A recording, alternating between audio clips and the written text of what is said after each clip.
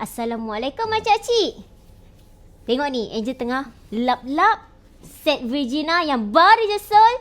Acik Norah ni daripada Kuala Lumpur. Nak dengar satu benda tak acik-acik? Cukup kering. Dan apa beza tentang set ni? Jom Angel cerita. Tak naklah pakai kerawang-kerawang ni. Susahlah, leceh nak bersihkan. Siapa kata acik-acik? Acik-acik tahu tak? Paling bestnya P30 ni finishing Bos Ijan dah bagi easy untuk acik-acik. Sebabnya kalau dulu-dululah acik-acik terpaksa nak bersihkan. Sebab apa? Finishingnya agak kasar. Tak ada kilat yang macam ni. Tapi kali ni kalau acik tengok video Angel, bab kerawang, bab meja, bab lengan dia fully dah ada pengilat. Dan contohlah kalau ada kata macam ada habuk ke, kotor ke, acik tinggal standby tisu basah, kailap, bersihkan je. Lagi-lagi yang bahagian rumit, bahagian kerawang ni acik, senang nak bersihkan, habuk tak mudah lekat. Cuba tengok.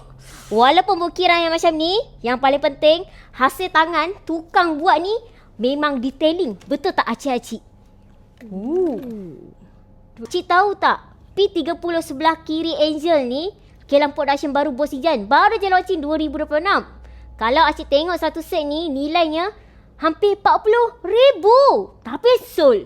Tapi sebelah kanan Angel ni, pattern yang hampir sama, cuma bawah 10,000 je.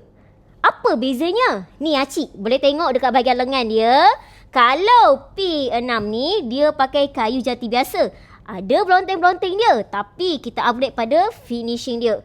Kalau belah kiri Angel ni, kalau acik perasan, celoring-celoringnya memang placing habis. Tapi ada finishing kilat. Lain orang, lain cita rasa. Sebab tu dari tahun 2020, Bos Ijan adakan specialist custom. Sampailah sekarang. Sebab ramai acik-acik ni sebenarnya orang lama. Pemakai jati lama kan. Dan ini atas permintaan acik-acik, kita adakan perbezaan dan pilihan ikut acik punya tekak. Lagi? Acik tahu tak? Untungnya Acik Norah ni pilih custom. Sebab apa? Biasa meja kopi tengah ni dia ada sambungan kecil-kecil macam sebelah kiri Angel ni. Nampak tak sambungan kecil-kecil? Sebab pakai kayu saiz kecil, kayu jati biasa. Nampak tak belonteng-belonteng dia? Tapi Acik Norah ni pilih custom, dapat jati baik, lepas tu sambung satu je. Tengok ni acik-acik, urat dia placing. Dan ini cukup kering. Pattern yang hampir sama, tapi pemilihan kayu berbeza. Ikut cita rasa. Ada orang cakap duduk dekat sofa jati ni tak best, keras. Siapa cakap? Sekarang di tahap